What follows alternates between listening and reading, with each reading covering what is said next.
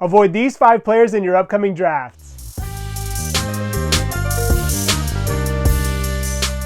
First up is Kellin Johnson. The soon-to-be 6-year wing seems to be the odd man out in San Antonio. After improving in each of his first 4 seasons, he saw his role diminish last year, and as a result, his production fell. He was moved to the bench halfway through the year in an effort to bolster the second unit and also give the younger guys like Victor Wembanyama, Jeremy Sohan, and Devin Vassell a chance to develop, but no one expected his production to fall this much. The hope was that he'd see his touches and production go up with the second unit since he was the third option with the starters, but that wasn't the case. He's never really brought much on the defensive end, averaging around 0.9 stocks per game for his career, but he saw his scoring, playmaking, and rebound decrease pretty significantly. In 42 games off the bench, he ended up averaging 7 fewer points than he did the year before. And since most of his value is derived from scoring, it's hard to justify spending even a mid to late round pick on him, especially when he's capped in the 6-man role. It would take either a trade or an injury for a situation to change, and honestly, I could see him potentially being traded. A lot of teams could use his size and shooting,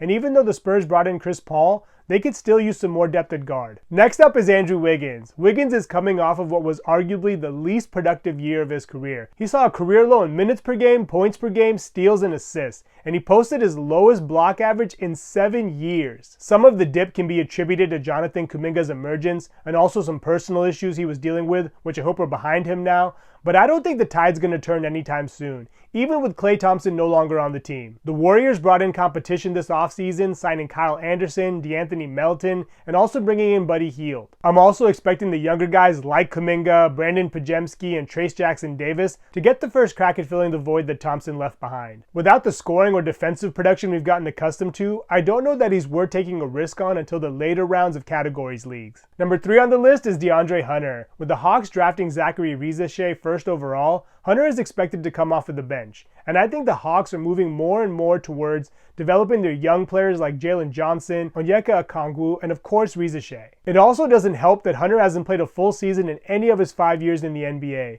and even though he's gotten nearly 30 minutes a night, it hasn't translated into consistent production. For his career, he's only averaged around 14 points, 4 rebounds, and a little bit more than 1 assist per night, and he's only averaged around 1 stock per game. For someone his size, I would expect a little bit better. He has been pretty solid from the 3-point line, knocking down 2.1 per game and shooting at around 38%, but it's not enough to warrant taking a chance on him. Number 4 on the list is Tobias Harris. With Harris, it's not about ability or production. I think when he's on the floor, he's definitely going to produce. I just worry about him fitting into the youth movement in Detroit. Harris is 32, and every other starter on the team is around 21 years old. So my fear is as the season goes on and we get closer to the fantasy playoffs, Harris may rack up some DNPs. Harris did just sign a 2-year, $52 million deal, and for his career he's been pretty solid, averaging 16, 6, and 2. And so I do think he'll be a good pick if you can get him towards the end of your drafts. I just wouldn't spend a lot of capital on him early. Number 5 on the list is Jeremy Grant. Grant's in a similar situation to Harris. He's the vet on a young core that needs to develop. Outside of Grant, the average age for the other 4 starters is 23.